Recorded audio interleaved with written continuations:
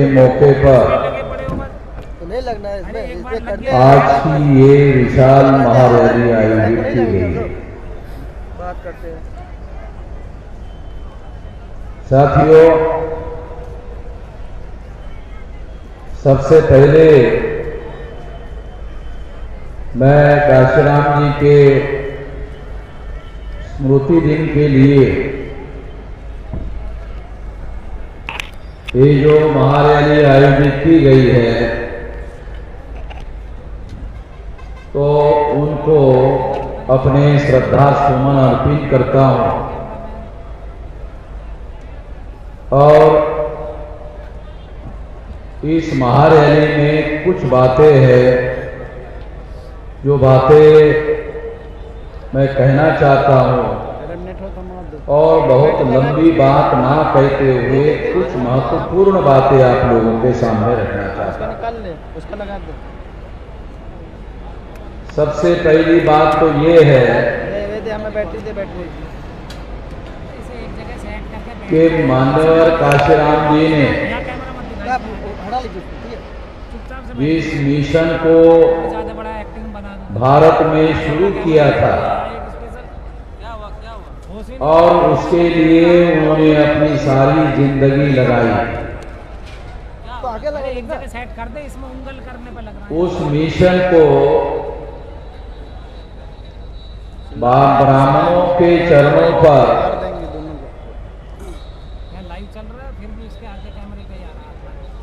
जो मिशन उन्होंने शुरू किया था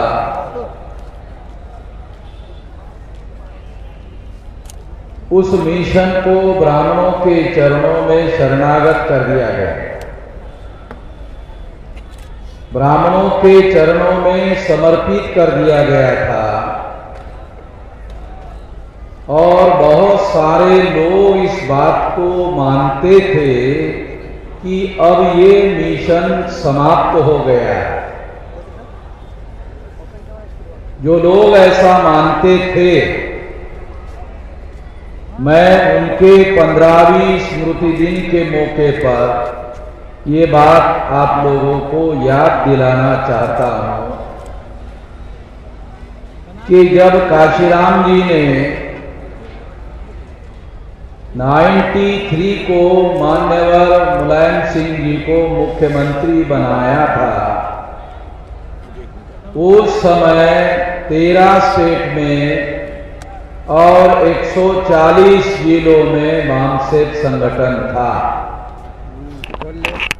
आज वामसेक संगठन 31 राज्यों में 567 जिलों में 4000 से ज्यादा तहसीलों में 22,000 से ज्यादा ब्लॉक में और 1.5 लाख से ज्यादा गांवों में फैल चुका है। भारत के भूमि को सटे हुए जो भी विदेशी देश है, जितने भी भारत के भूमि को सटे हुए विदेशी देश है, उस सटे हुए भूमि को लगे हुए जितने जिले हैं, उन सारे जिलों में वामसेक संगठन कार्यरत हो गया है, सक्रिय हो गया है।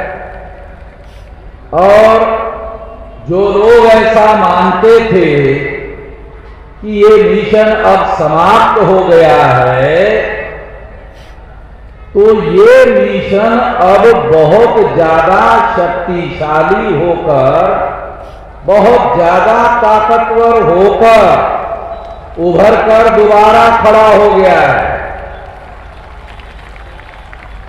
इसलिए काशीराम जी के स्मृति दिन पर जो लोग ऐसा सोचते थे कि ये मिशन समाप्त हो गया है, या जिन गद्दारों ने, मैं उनका नाम लेकर अपना मुंह खराब नहीं करना चाहता, जिन गद्दारों ने, मैं उनको गद्दारों के लिस्ट में शामिल करता हूं, जिन गद्दारों ने ये मूवमेंट, ये मिशन ब्राह्मणों के चरणों में समर्पित कर दिया था, उन लोगों के लिए भी मैं ये कहना चाहता हूं कि ये मिशन अब बहुत ताकतवर और बहुत शक्तिशाली बनकर उभर कर आ गया है।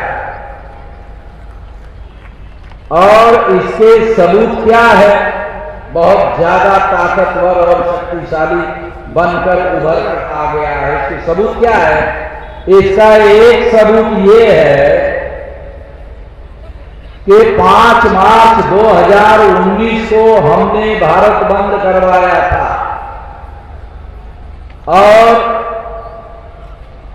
भारत बंद करने के बाद 13 पॉइंट रोस्टर के विरोध में 200 पॉइंट रोस्टर के लिए भारत के प्रधानमंत्री को संविधान संशोधन संसद में पास करना पड़ा था।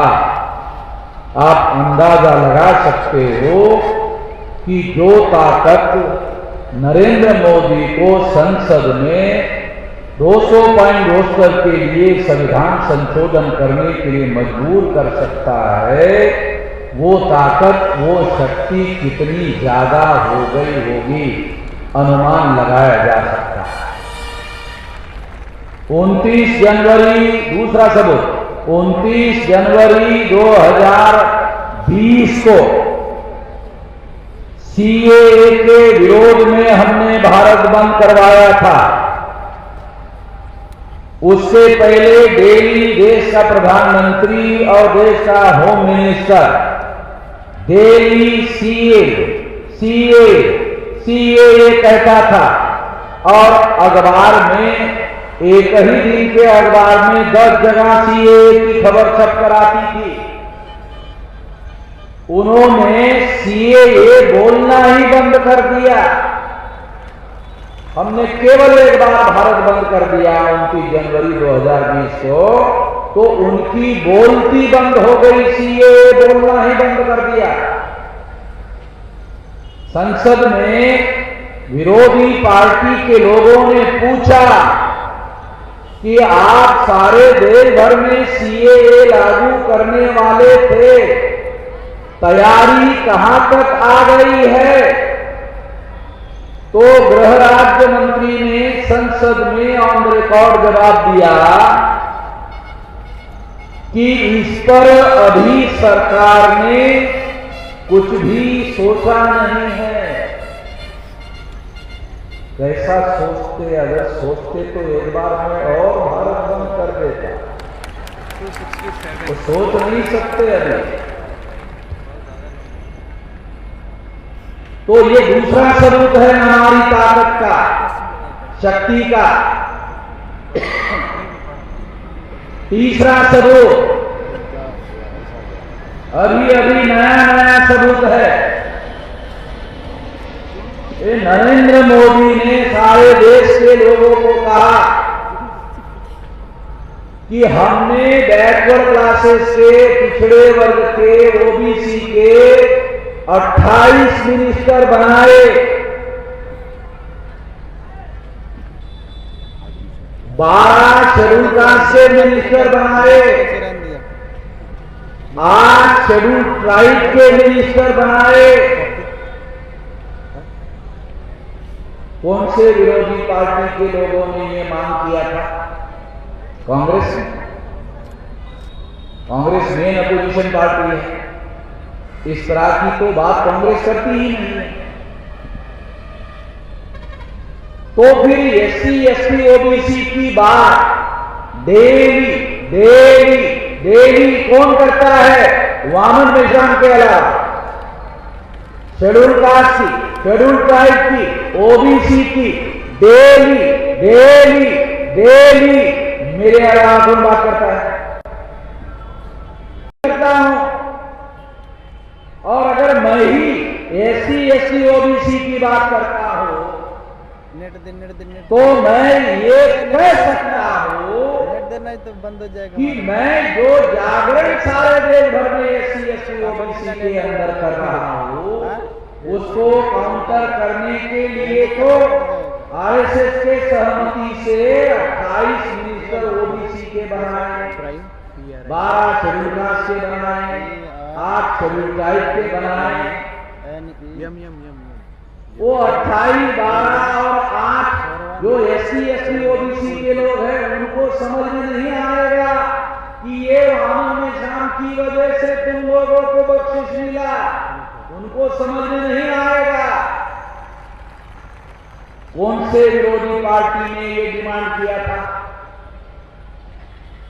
कोई मेन अपोजिशन पार्टी ने एससी एसटी ओबीसी की बात तो की नहीं। मेरे अलावा एससी एसटी ओबीसी की बात तो मैं ही करता हूं। मेरे अलावा तो कोई करता ही नहीं है। अगर मेरे अलावा कोई करता नहीं है तो ये जो इतने लोगों को मिनिस्टरों का पद मिल गया है वो मेरी ही बदौलत है।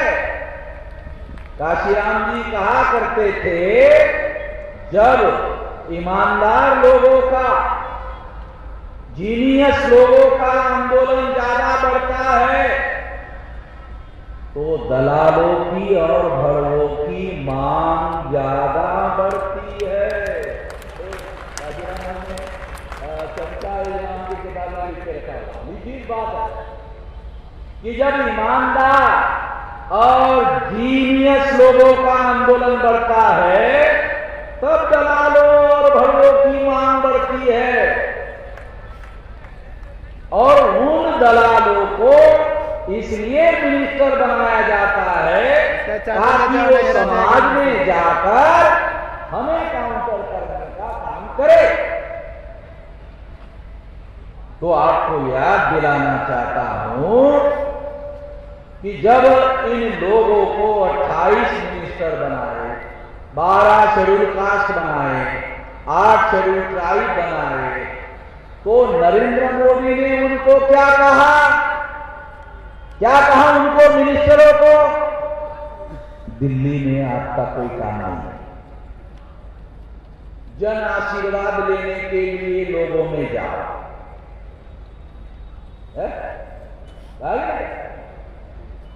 दिल्ली में आपका कोई काम नहीं है, इसके लिए मैंने थोड़ी तुमको मिनिस्टर बनाया। जन आशीर्वाद लेने के लिए लोगों में जाओ, वहां डेली वामन में और उनके लिए घूम रहे हैं, वहां जाओ। तो दिल्ली में कैबिनेट में बैठने के बजाय, फैसले करने के बजाय उनको जन आशीर्वाद के लिए मैदान में भेजने का काम शुरू किया। ये तो हमारे ही आंदोलन का दबाव है, प्रभाव है। तो सबूत के तौर पर आपको बता रहा हूं कि हमारा आंदोलन कितने बड़े पैमाने पर फैल चुका है। और आने वाले 10 साल में, आने वाले 10 साल में केंद्र में हमारे समर्थन के बगैर कोई भी सरकार नहीं बना पाएगा। और ये लिख लो, 10 साल में तो 20 बार भारत बंद कर देंगे और भारत का कोई एससी एसटी ओबीसी माइनॉरिटी का आदमी जो जिंदा है, मरे हुए के बारे में तो मैं बोल नहीं सकता, जो जिंदा है हर आदमी को पता चलेगा कि हम उस एससी एसटी ओबीसी माइनॉरिटी की लड़ाई लड़ रहे हैं। किसी व्यक्ति को मालूम होगा कि हम उसकी लड़ाई लड़ रहे हैं, वो व्यक्ति हमारे से जुड़ेगा, क्योंकि उसको मालूम होगा हम उसकी लड़ाई लड़ रहे हैं। जब वो हमसे जुड़ेगा तो इस देश में पहले नंबर के जन समर्थन की ताकत हमारी होगी। हम लोकतंत्र और संविधान पर यकीन करते हैं। यकीन के साथ, विश्वास के साथ हम किसी हिंसा का, हथियार का, किसी का सहारा नहीं ले रहे हैं, संविधान का सहारा ले रहे हैं। हमें मालूम है कि हमारे पास आर्टिकल 19 है। आर्टिकल 19 के तहत हम अपनी सभा हर देश में करेंगे, हर जगह करेंगे। ये संविधान का दिया हुआ अधिकार है, उसके तहत हम करेंगे और इसके तहत हम ये काम करके दिखाएंगे 10 साल में संवैधानिक तरीके से। कोई हिंसा करने की जरूरत नहीं है, शांति से। और अभी मैं 19 साल की उम्र से ये लड़ाई और ये तैयारी कर रहा था, ये लड़ाई की तैयारी कर रहा था। अभी मेरी उम्र 64 हो गई है। 44-45 साल से ये तैयारी कर रहा था, अब तैयारी बंद कर रहा, अब एक्शन शुरू कर रहा। अब तैयारी बंद है। अब ये मैदान में लाखों लोगों को हमने इकट्ठा किया, एक्शन है, तैयारी का जमाना खत्म हो गया, अभी तैयारी बंद है। अभी जो भी करेंगे एक्शन करेंगे। अभी हमारा आंदोलन एक्शन मोड में है, अभी तैयारी के मोड से मुक्त हो गया है, अभी एक्शन मोड में है। और आने वाले 10 साल में हमारा समाज इस देश में हुक्मरान समाज बन जाएगा। उसके लिए मैं तैयारी कर रहा हूं और इसी के लिए मैं खुद उत्तर प्रदेश के चुनावी जंगे मैदान में उतरा हुआ हूं। एक चुनावी जंग है और एक मैदान में आंदोलन का बोर्ड लाइट नहीं आ रही। 2 तरीके हैं हमारे पास लड़ाई लड़ने के। वैसे एक और तीसरा तरीका है संविधान के अनुसार कि सबूत इकट्ठे करो और सुप्रीम कोर्ट लेके। आज तक कितने सुप्रीम कोर्ट में केस लेकर गया, कोई सुप्रीम कोर्ट का जज मेरे सबूतों को गलत साबित नहीं करता। अब सुप्रीम कोर्ट में लड़ाई कैसे लड़नी है और लड़ाई कैसे जीतनी है, सुप्रीम कोर्ट के वकील से ज्यादा हमारे समझ गया यानी कैसे लड़नी कैसे और जीतनी कैसे। अगर सुप्रीम कोर्ट में नहीं जीते तो मैदान में तो मैदान में आप कहां भागने वाले हैं। इधर पाकिस्तान के बॉर्डर की तरफ तो आप जा नहीं सकते। अब चाइना से भी आपने दुश्मनी ले लिया तो उधर भी नहीं जा सकते। नेपाल का रास्ता आपने खुद ही खोल के रखा हुआ। तो मैं आप लोगों को जो बात समझा रहा हूं, आने वाले समय में जो लड़ाई हम लोग लड़ना चाहते हैं उसकी तैयारी हम लोग कर रहे हैं। अभी नरेंद्र मोदी ने 28 पिछड़े वर्ग के ओबीसी को मिनिस्टर बनाया।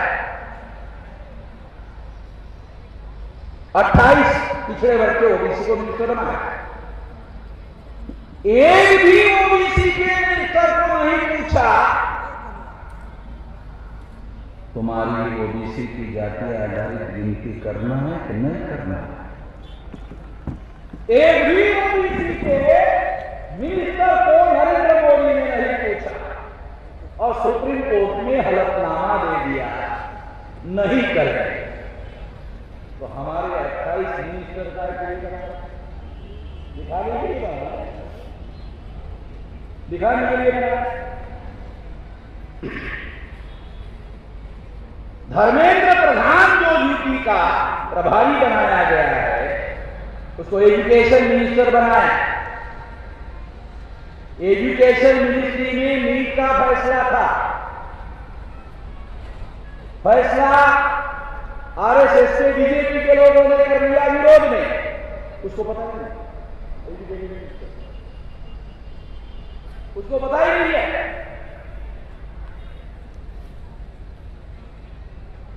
उन लोगों ने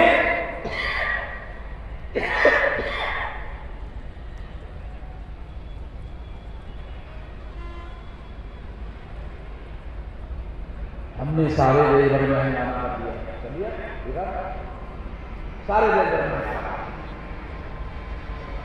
जब सारे देश भर में नीट के मुद्दे पर हंगामा कर दिया तो मैसेज गया दिल्ली में, ये तो सारे ओबीसी के लोग विरोध में जा रहे हैं। ओबीसी के लोग अगर बीजेपी के विरोध में गए तो फिर तो ना उत्तर प्रदेश चुनाव जीत सकते हैं ना सेंट्रल में चुनाव जीत सकते हैं। तो बीजेपी के लोगों ने सोचा भी क्या करें, अगर मान लेते हैं तो वामन निशान सारे देश भर में बताएगा, देखो हमारे आंदोलन की वजह से नरेंद्र मोदी को ये लागू करना पड़ा। यही सारा खतरा है, क्योंकि हर जगह उसके आदमी और बोलने में तो हमारे मिनिस्टर के सामने कुछ नहीं बोल सकते, टिक नहीं सकते, क्या करें? नहीं तो सारा श्रेय तो को चला जाएगा। तो प्लान बनाया कि जो एजुकेशन मिनिस्टर है, जिसके पास निर्णय करने का पावर है, उसके नेतृत्व में एक डेलीगेशन बनाया जाएगा और वो डेलीगेशन प्रधानमंत्री को ज्ञापन देगा। वो ज्ञापन का फोटो निकाला जाएगा, वो फोटो सारे देश के अखबारों में छापा जाएगा, टीवी में दिखाया जाएगा और फिर नरेंद्र मोदी नीट पर फैसला करेगा और फिर मंत्री बयान देगा, मोदी जी आपके हम आभारी हैं, आपने नीट के लिए फैसला कर दिया। ये नौटंकी सारी हमारे लोगों से करनी पड़ी। ये जो नौटंकी है ये वामन निगरान को श्रेय नहीं जाना चाहिए, इसलिए ये नौटंकी करनी पड़ी। तो मेरा सवाल है, वामन निशान सड़कों पर घूम रहा है और जिलाधिकारी को ज्ञापन दे रहा है। अगर मिनिस्टर भी ज्ञापन देने का काम करे तो साले मिनिस्टर का जो बनाया, वामन निशान तो सड़कों पर घूम रहा है, उसके पास तो ज्ञापन देने के अलावा कोई उपाय है नहीं। मगर मिनिस्टर के पास तो निर्णय करने का अधिकार होता है। अगर मिनिस्टर के पास निर्णय करने का अधिकार है, वो निर्णय करने के बजाय ज्ञापन देने का काम कर रहा है, तो साला मिनिस्टर का क्या? ऐसे ढेरों मिनिस्टर बनाने से क्या होने वाला है? एक तो गोबर गणेश है मिनिस्टर का है, ऐसे तो सारे गोबर गणेश है, ऐसे से कुछ समाज का भला होने वाला नहीं है। बाबा साहब अम्बेडकर कहते हैं कि वो लोग हमारे लोगों को पावर नहीं पोजीशन देते हैं, वो हमारे लोगों को पावर नहीं देते, पोजीशन देते हैं। और हमारे लोगों को क्या लगता है, हमारे लोगों को क्या लगता है जिनको पोजीशन दिया उनको पावर नहीं। पावर और पोजीशन का अर्थ समझ नहीं आता कि पावर का अर्थ क्या होता है, पोजीशन का अर्थ क्या होता है। तो हमारे जो लोग हैं ये अल्पसंतुष्ट लोग हैं। कितने अल्पसंतुष्ट लोग हैं, कितने अल्पसंतुष्ट लोग हैं? तो कहावत है, आधी हल्दी लगाने से हमारे लोग पूरा के पूरे लोग पीले पीले हो जाए। आधी हल्दी लगाने से हमारे लोग पीले पीले हो जाए। मैं तो कहता हूं हमारे लोगों को आधी हल्दी भी लगाने की जरूरत नहीं है, दूर से हल्दी दिखाओ तो पीले पीले निर्जा पानी लेवा देख कैसे वो हल्दी लगाने की भी जरूरत नहीं है। कितने अल्पसंतुष्ट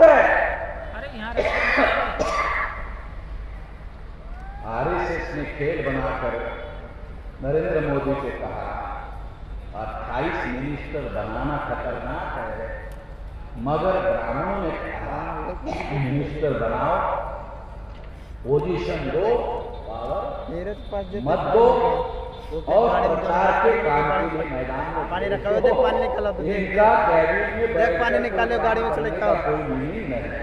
एक बात तो ये समझो। दूसरा, नीरज तो 28 मिनिस्टर बनाए और राज्य मंत्री बनाए, बहुत सारे लोग हाँ देख पानी निकाले तुझे देख कि इन लोगों को राज्य मंत्री बनाया, वो निकाले जितने लोगों को राज्य राज्य मंत्री बनाया कहाँ देंगे, रुको फोन सभी का कैबिनेट मिनिस्टर या तो ब्राह्मण है, या तो क्षत्रिय है, या तो वैश्य है।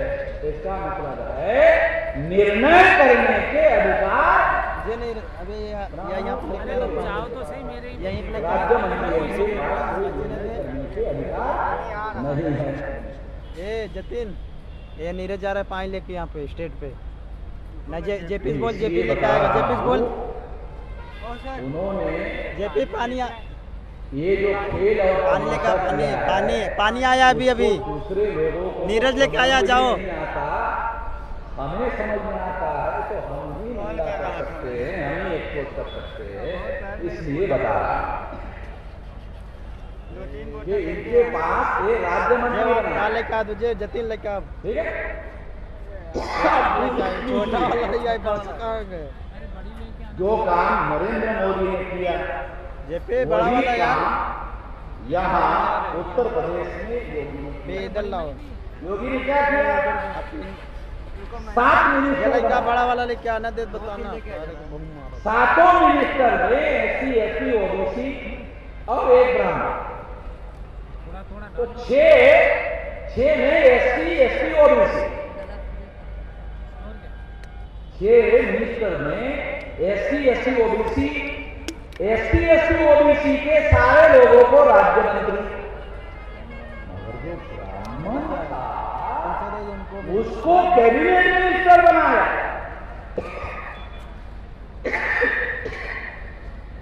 मुझे लगता है किसी का भी ध्यान नहीं गया यूपी में, किसी का भी ध्यान नहीं गया कि 7 मिनिस्टर बनाए, उसमें 6 SC ST OBC के सभी को राज्य मंत्री बनाया, एक ब्राह्मण को मंत्री बनाया, उसी को कैबिनेट मिनिस्टर बनाया। कैबिनेट मिनिस्टर के पास पावर है, राज्य मंत्रियों के पास पावर नहीं होता है। मगर हमारे लोग अल्पसंतुष्ट हैं, तो उनको मालूम है कि इनको इतना ही देना बहुत हो गया। उसके साथ साथ एक और नई बात, चौंकाने वाली बात, बहुत महत्वपूर्ण बात, डॉक्टर संजय मिश्रा, उनका किस्सा बताया जाना बहुत जरूरी है। उन्होंने कहा कि मुझे डिप्टी CM बना। नमस्कार, मैं शरद। सरदार में सबसे आगे डिप्टी CM बनाना होगा, तो उनको डिप्टी CM नहीं बनाया गया, मिनिस्टर भी नहीं बनाया गया, राज्य मंत्री भी नहीं बनाया गया, उनको केवल MLC बनाया गया और वो संतुष्ट है। क्यों? क्योंकि एक स्टिंग ऑपरेशन किया इसके खिलाफ, स्टिंग ऑपरेशन किया बीजेपी के लोग, और उसमें वो कुछ क्रिमिनल बातें जो है वो कह रहे, वो रिकॉर्ड कर रहे, और वो रिकॉर्ड सोशल मीडिया में आउट कर दिया। जब आउट कर दिया तब से संजय निषाद की बोलती बंद हो गई और उन्होंने डिप्टी CM नहीं मांगा, कैबिनेट मिनिस्टर नहीं मांगा, राज्य मंत्री पद नहीं मांगा, MLC दिया, जो दिया उसी में संतुष्ट है। तो ये जो लोग हैं ये किस तरह से हमारे लोगों का इस्तेमाल करते हैं, इसके जिंदा उदाहरण आपको बता रहा हूं। पिछले विधानसभा के चुनाव में केशव प्रसाद मौर्य का नाम लेकर, ओबीसी का नाम लेकर, ओबीसी के वोट उत्तर प्रदेश में दिए गए, ये कहकर कि इनको मुख्यमंत्री बनाया जाएगा। पता नहीं चूतिया कैसे करा, उसने क्या नहीं करा, तो प्लान बनाया गया। अरे खुद तो बनाना, कोई ना ले जाने का किसी को, अगर इनके नाम पर वोट ले लेते हैं तो फिर तो बनाना पड़ेगा, चलकर हो जाएगा। अरे उनसे जो मैं अभी अपना फ्री हो गया अभी बात कर रहा हूँ। उनके खिलाफ 19 क्रिमिनल केसेस है। केशव प्रसाद मौर्य के ऊपर में 19 क्रिमिनल केसेस है। और केसेस क्या है कि मुसलमान जो गाय और चीजें खरीद कर लाते हैं, रात में उनकी गाड़ियां ये लोग पकड़ते हैं। ऐसे कैसे? तो ऐसे 19 क्रिमिनल केसेस केशव प्रसाद मौर्य पर है। तो प्लान बनाया गया कि मुख्यमंत्री के नाम पर प्रचार करो, बनाना नहीं है। अभी तो चल रहा है, कुछ नहीं। तो कैसे? अगर नहीं माना तो बोलने का 19 क्रिमिनल केस है और आप अकेले ये ले लेंगे, सरकार तो फिर भी हमारी बन जाएगी और आपको दूसरे दिन में हम जेल में डाल देंगे। इससे बेहतर है कि आप डिप्टी सीएम बन जाओ। उनको दिल्ली बुलाया तो ये पूरा जाके पहन करके तैयारी हो करके दिल्ली गए कि अब तो अनाउंसमेंट होने वाला है दिल्ली में मुख्यमंत्री बनता। तो उनको बुलाया गया और हाईकमान ने उनको कहा आपको मुख्यमंत्री नहीं बनाया जाए। जैसे ही ऐसे कहा वैसे ही उनको चक्कर आके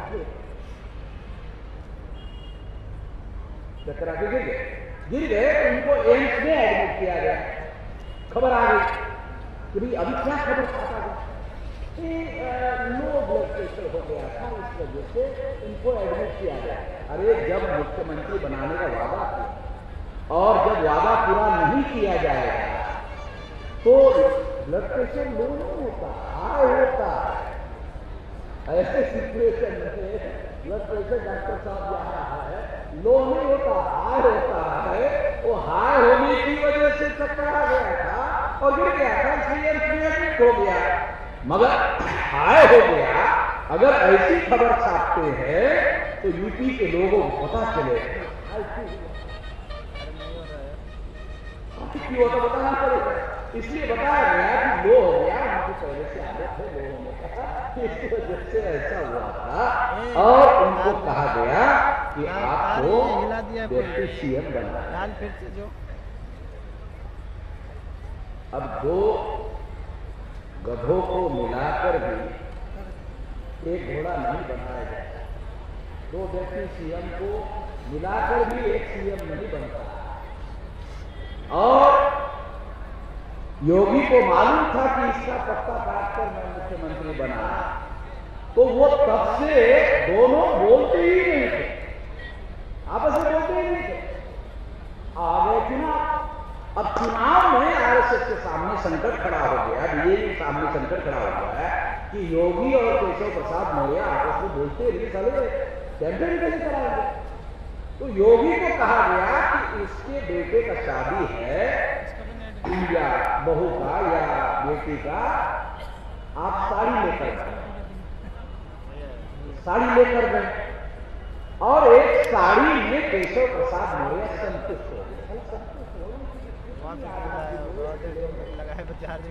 एक साड़ी